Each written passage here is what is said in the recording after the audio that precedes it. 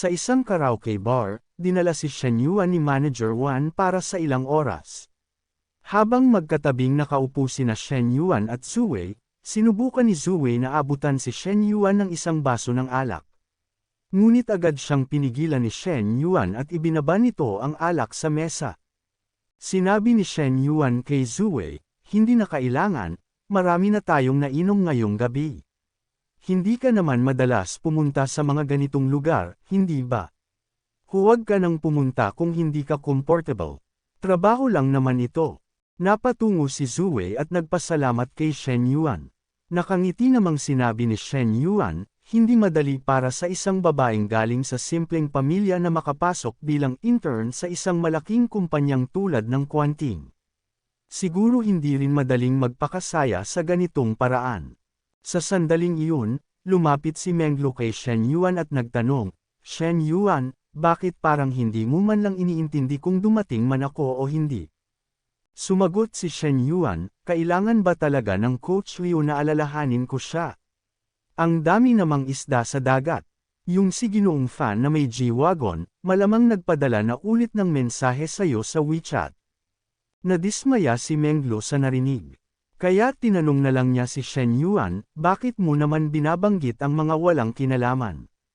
Sa isip ni Menglo, lahat ng karaniwang diskarte ko ay parang walang epekto. Wala talagang pakialam si Shen Yuan. Gusto ko sanang mapasama siya sa bitag ko, pero ako pa yata ang nabitag. Biglang kinuha ni Zuwei ang atensyon ni Shen Yuan. Ginoong Shen, anong kanta ang gusto mong kantahin? Ako na ang bahala maglagay sa pila kung gusto mo. Sinabi ni Shen Yuan, kahit ano, ikaw na ang pumili ng gusto mo. Muling lumapit si Menglo kay Shen Yuan at sinabing, Shen Yuan, may ginagawa kang hindi tama. Yung tingin ng batang babae sa'yo, parang sobrang stress na. Kalma namang sumagot si Shen Yuan, ganun ba?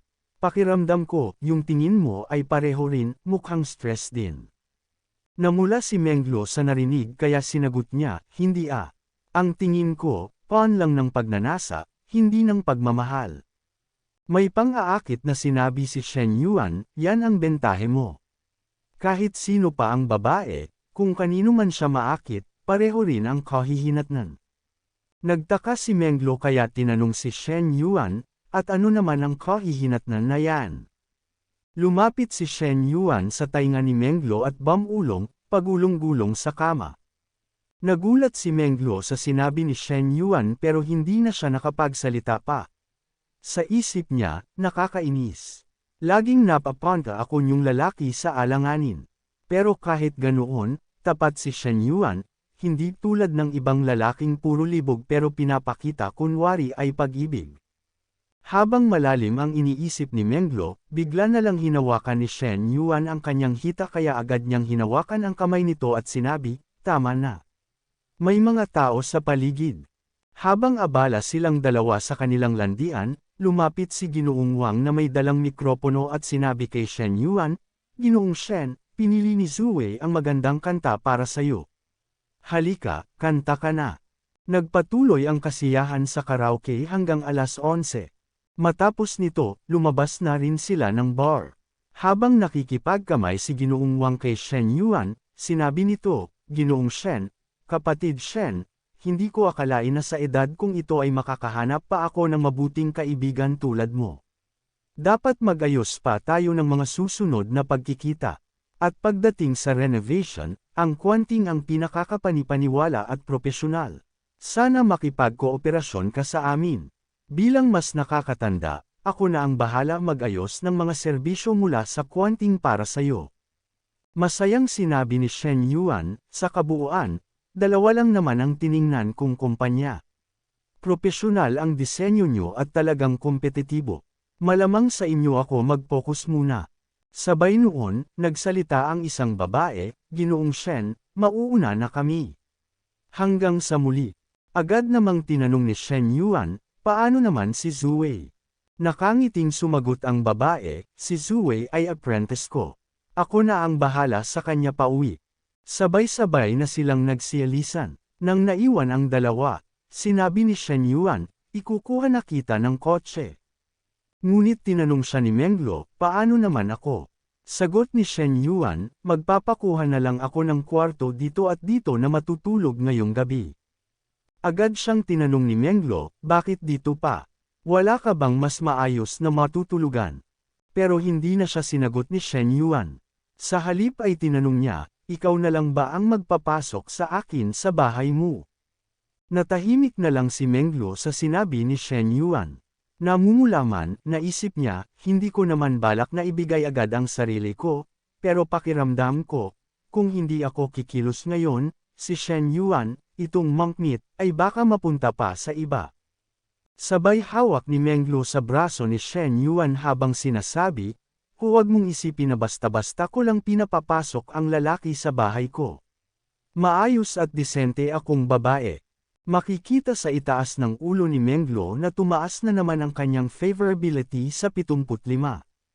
Nagulat si Shen Yuan sa narinig pero hindi alam ni Menglo na matagal nang alam ni Shen Yuan kung ano talaga ang nararamdaman nito. Habang tinitingnan ni Shen Yuan si Menglo, naisip niya, wala naman akong masyadong ginawa ngayong gabi, pero bakit parang sobrang taas ng pagkagusto sa akin ni Liu Menglo? Sabay noon, inilabas niya ang kanyang telepono at tinanong si Menglo, saan ka ba nakatira? Tawagan na lang kita ng taxi. Pero sinabi ni Menglo, ayokong umuwi. Nagkunwaring inosente si Shen Yuan at tinanong, ayaw mong umuwi. Saan ka matutulog?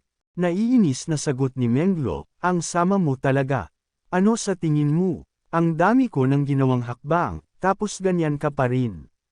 Sabay hawak ni Shen Yuan sa ulo ni Menglo at sinabi, tara na, humanap tayo ng mas magandang hotel. Habang nasa loob ng kotse, kinakabahan si Menglo at iniisip, sana maging mahinahon si Shen Yuan, sana hindi siya kasing agresibo nung ginawa niya kay Chen na sa kafe. Habang nakasandal si Menglo kay Shen Yuan, panay naman ang tingin ng driver sa katawan niya. Grabe ang katawan, ang itsura, ang laki ng headlights. Hayop talaga, ang sarap siguro ng mayaman. Makaraan ang ilang sandali, nakarating na sila sa pinakamarangyang hotel sa Star City, ang Grand Hyatt. Agad sinabi ni Shen Yuan sa receptionist, gusto ko ng executive suite, isang buwang bayad. Sumagot ang receptionist, sige po, sir. Ang executive suite ay 3,688 kada gabi, kaya sa isang buwan ay 110,640. Nagulat si Menglo, isang buwan mo kukunin. Habang inaabot ang kanyang card, sinabi ni Shen Yuan, 110,000 lang naman sa isang buwan. Ilagay mo na sa card ko. Gusto ko yung unang kwarto sa ika-52 na palapag. Naisip din ni Shen Yuan, kasama na rin ang mataas na favorability ni Liu Menglo, kaya malaking tubo na rin ito. Habang ibinabalik ang card kay Shen Yuan, naisip ni Menglo, unang kwarto sa 52nd floor, parang sanay na sanay siya dito. Pagdating sa kwarto, agad lumapit si Menglo sa bintana para tingnan ang tanawin. Ang ganda ng tanawin dito. Halika, tingnan mo, Shen Yuan. Habang papalapit si Shen Yuan sa likod niya, naisip ni Menglo, parang may kasalanan ako kay Chen na sa ginagawa kong to, pero sana naman, si Shen Yuan at ako ay magkaroon ng magandang simula. Sabay noon, dahan-dahang lumapit si Shen Yuan at hinalikan sa leeg si Menglo. Habang unti-unting umiinit ang kanilang sandali, bumulong si Shen Yuan, Coach Liu Menglo, ikaw lang ang nakikita ko. Pwede na ba tayong magsimula sa pagsasanay? Namumula at bahagyang humihingal, sagot ni Menglo, hindi pa ako naliligo, mag-aayos muna sana ako. Pero hindi na niya natapos ang sasabihin dahil marahan na siyang niyakap ni Shen Yuan at tinulungan nitong haburin ang kanyang suot na panty, sabay sabi, maligo ka na lang pagkatapos natin.